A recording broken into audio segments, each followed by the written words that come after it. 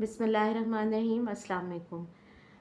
Class 4 آج ہم پڑھیں گے ندائے اردو کا سبق نمبر 20، لیسن نمبر 20، یوں ہی پیاری چڑیوں ابھی اور گاؤ۔ سب سے پہلے اس کی ریڈنگ اور ایکسپلینیشن ہوگی، اس کے بعد پھر ہم اس کا باقی کام کریں گے۔ مہکتے ہوئے پھول کے پاس آؤ، لچکتی ہوئی شاخ پر بیٹھ جاؤ، ہوا میں کبھی اڑ کے بازو ہلاؤ، کبھی صاف چشموں میں غوطہ لگاؤ، یوں ہی پیاری چڑیوں ابھی اور گاؤ۔ پھدک کر ادھر سے ادھر دوڑ جاؤ، چہک کر ادھر سے ادھر پر ہلاؤ، چمک کر کبھی شاخ پر چہچہاؤ، اچھل کر کبھی نہر پر گنگناؤ، یوں ہی پیاری چڑیوں ابھی اور گاؤ۔ کبھی برگ تازہ کو منہ میں دباؤ، کبھی کنج میں بیٹھ کر پھڑپھڑاؤ، کبھی گھاس پر لوٹ کر دل لبھاؤ، کبھی جا کے بیلوں کو جھولا جھولاؤ، یوں ہی پیاری چڑیوں ابھی اور گاؤ۔ میں بے تاب ہوں مجھ کو جلوہ دکھاؤ، میں گم رہا ہوں مجھ کو رستہ دکھاؤ، نہ جھجکو نہ سہمو نہ کچھ خوف کھاؤ، میرے پاس آؤ میرے پاس آؤ، یوں ہی پیاری چڑیوں ابھی اور گاؤ۔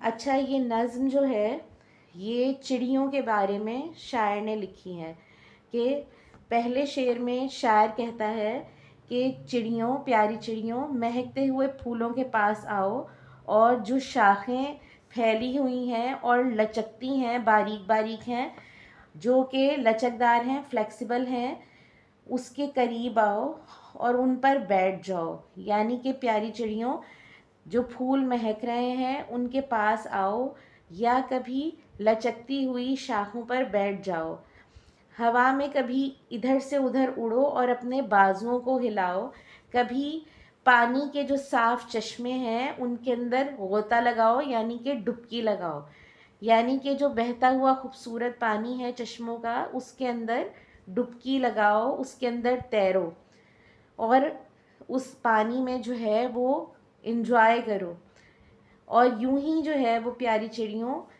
ابھی اور گاؤ۔ ابھی جو چڑیوں کے چہچہانے کی آواز ہوتی ہے، شاعر نے اس کو نظم میں گانا کہا ہے، اور شاعر نے یہ کہا ہے کہ چڑیاں جب اس طرح سے کھیلتی ہیں، پانی کے چشموں میں ڈبکی لگاتی ہیں، شاخوں پر بیٹھتی ہیں اور پھولوں کے پاس آتی ہیں تو بہت اچھی لگتی ہیں۔ اس لیے شاعر چاہتا ہے کہ چڑیاں اسی طرح جو ہے وہ اڑیں اور اسی طرح سے وہ گانا گائیں، چہچہائیں۔ پھدک کر ادھر سے ادھر دوڑ جاؤ، پھدک کر یعنی کہ چھلانگ لگا کر، ادھر سے ادھر دوڑ جاؤ یعنی کہ ادھر سے ادھر ایک درخت سے دوسرے درخت تک اڑ جاؤ، چہک کر ادھر سے ادھر پر ہلاؤ، یعنی کہ چہچہاتے ہوئے شور مچاتے ہوئے ادھر سے ادھر اپنے پروں کو ہلاتے ہوئے اڑو، چمک کر کبھی شاخ پر چہچہاؤ، یعنی کہ چہک کر اور چمک کر کبھی ایک شاخ پر اڑو اور چہچہاؤ اور کبھی دوسری شاخ پر، اچھل کر کبھی نہر پر گنگناؤ، یعنی کہ کبھی اچھل کر جو ہے وہ کسی نہر پہ چلی جاؤ اڑتے اڑتے اور وہاں پر بھی جو ہے وہ چہچہاؤ اور گیت گاؤ، یوں ہی پیاری چڑیوں ابھی اور گاؤ۔ یعنی کہ پیاری چڑیوں جس طرح سے تم پھدکتی ہو، چہکتی ہو، ادھر سے ادھر اڑتی ہو، اسی طرح ابھی اور چہکو اور ابھی اور گاؤ۔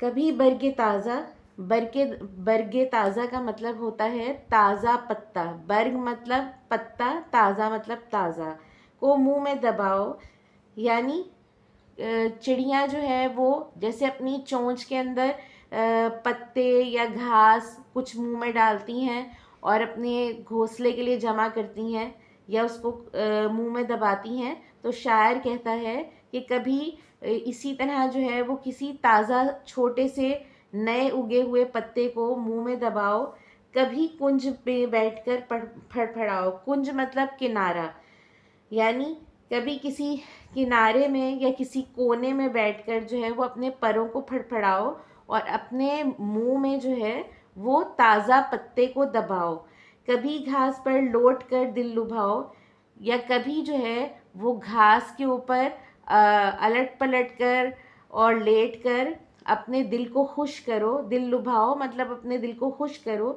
کبھی جا کے بیلوں کو جھولا جھلاؤ. اچھا، جو مختلف بیلیں ہوتی ہیں، پودے ہوتے ہیں جو دیوار کے اوپر لپٹے ہوئے ہوتے ہیں، اس کی ٹہنیاں جو ہے وہ نازک نازک ہوتی ہیں، اور جس طرح ہم لوگ جو ہے وہ رسی کا جھولا ہوتا ہے اس کے اوپر بیٹھ کے جھولا جھولتے ہیں، تو اسی طرح جو چڑیاں اور پرندے ہوتے ہیں وہ بیلوں کا جو لٹک رہی ہوتی ہیں ٹہنیاں، ان کے اوپر بیٹھ کے جھولتے ہیں. تو شاعر یہ کہتا ہے کہ جب چھوٹی چڑیاں اڑتی ہیں تو بہت ہی پیاری لگتی ہیں، اور وہ یہ چاہتا ہے کہ چڑیاں جو ہیں وہ بیلوں کے اوپر بیٹھیں اور ان بیلوں کو جھولا جھلائیں، یعنی کہ ان پہ بیٹھ کے خود جھولے لیں. یوں ہی پیاری چڑیوں ابھی اور گاؤ، اور اسی طرح چڑیاں جو ہیں وہ گاتی رہیں. میں بے تاب ہوں، مجھ کو جلوہ دکھاؤ، یعنی کہ شاعر جو ہے وہ بے چین ہے اور اس سے انتظار نہیں ہو رہا. وہ چاہتا ہے کہ وہ چڑیوں کو جو ہے اسی طرح اڑتا ہوا اور چہچہاتا ہوا بار بار دیکھے. میں گمراہ ہوں، گمراہ جس کو راستہ نہیں ملتا، مجھ کو راستہ دکھاؤ. یعنی شاعر یہ کہتا ہے کہ میرے پاس جو ہے وہ میں اگر چڑیوں کو اس طرح سے گیت گاتے ہوئے اور گنگناتے ہوئے نہ دیکھوں تو مجھے جو ہے وہ راستہ دکھائی نہیں دیتا. نہ جھجکو نہ سہمو نہ کچھ خوف کھاؤ، یعنی کہ نہ تم جھجکو اور نہ ہی ڈرو اور نہ ہی کسی چیز سے خوف کھاؤ. میرے پاس آؤ، میرے پاس آؤ، یوں ہی پیاری چڑیوں ابھی اور گاؤ. یعنی شاعر جو ہے وہ چڑیوں کو اڑتا ہوا دیکھ کر خوش ہوتا ہے، اور وہ یہ چاہتا ہے کہ چڑیاں جو ہے وہ بغیر کسی خوف اور ڈر کے اڑیں اور اپنے گھونسلوں کو سجائیں اور خوش ہوں، ادھر سے ادھر چہچہائیں اور اپنی سریلی آواز سے شاعر کو لطف اندوز کریں. اسی لیے وہ بار بار اپنی نظم میں کہتا ہے یوں ہی پیاری چڑیوں ابھی اور گاؤ.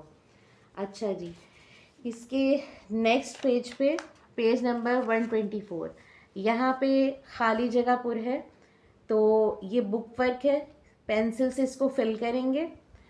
کبھی صاف چشموں میں غوطہ لگاؤ، پھدک کر ادھر سے ادھر دوڑ جاؤ، کبھی کنج میں بیٹھ کر پھڑ پھڑاؤ. ٹھیک ہے، اس کا بک ورک جو ہے وہ بک پہ ہی یہاں پہ ہم کریں گے. اس کے بعد سوالات جوابات ہیں. یہ سوالات جوابات ہم اردو کی کلاس ورک کاپی میں اردو الف سائٹ پہ کریں گے. ان سوالات کے جوابات کی پکچر میں آپ کو واٹس ایپ کروں گی، آپ لوگ یہ وہاں سے دیکھ کر کریں گے. اس کے بعد نیکسٹ پیج پہ آ جائیے، پیج نمبر 125، 125. یہاں پر ہے لے اور آہنگ کے ساتھ پڑھیں اور سوالوں کے جواب دیں. محبت کی کلیاں کھلاتے چلو، جہاں تک بنے مسکراتے چلو، غریبوں کے بن جاؤ تم چارہ گر، انہیں اپنا ساتھی بناتے چلو. خلیجیں برائی کی تم پاٹ دو، بھلائی کا رستہ سجاتے چلو، کسی کو نہ دکھ اور تکلیف دو، تم ہر ایک کا دل لبھاتے چلو. جو دل غم زدہ ہیں انہیں پیار سے تم اپنے گلے سے لگاتے چلو. تو یہ تفہیم عبارت ہے، لیکن تفہیم عبارت میں آپ کو اشعار دیے گئے ہیں، اور ان اشعار کے متعلق ہی یہاں نیچے سوالات دیے گئے ہیں. ان سوالات کے جوابات جو ہیں وہ بھی آپ کو واٹس ایپ کیے جائیں گے، وہ آپ نے وہاں سے دیکھ کر اپنی اردو کی کلاس ورک کاپی پہ اردو الف سائٹ پہ لکھنا ہے.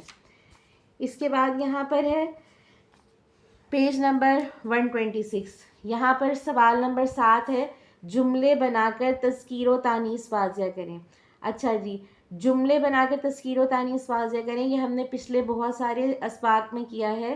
یہاں پر جو الفاظ دیے گئے ہیں ان سے آپ نے ایسے جملے بنانے ہیں جن سے یہ واضح ہو کہ دیا ہوا لفظ جو ہے وہ مذکر ہے یا مؤنث. اب جیسے کلیاں جو ہیں وہ ہوتی ہیں، تو آپ نے جملہ ایسا بنانا ہے جس سے یہ واضح ہو کہ کلیاں جو ہیں وہ مؤنث ہیں.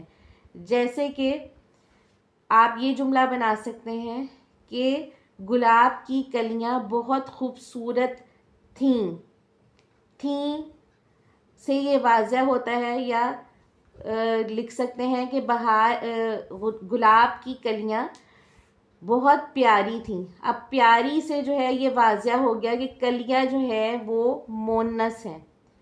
آنکھ جو ہے وہ مونس ہے، آنکھ ہوتی ہے. تو جملہ اس طرح کا بنائیں کہ یہ بات واضح ہو کہ آنکھ مونس ہے. تو آپ یہ لکھیں گے میری آنکھ میں درد ہو رہا ہے. تو میری آنکھ یعنی کہ مونس. تو اسی طرح باقی کے بھی جو الفاظ ہیں ان سے ایسے جملے بنائیں گے جن سے واضح ہو کہ یہ مذکر ہیں یا مونس ہیں. آپ کو یہ والا جو کام ہے ان تمام الفاظ سے جو جملے بنانے ہیں وہ بھی آپ کو واٹس ایپ کر دیے جائیں گے.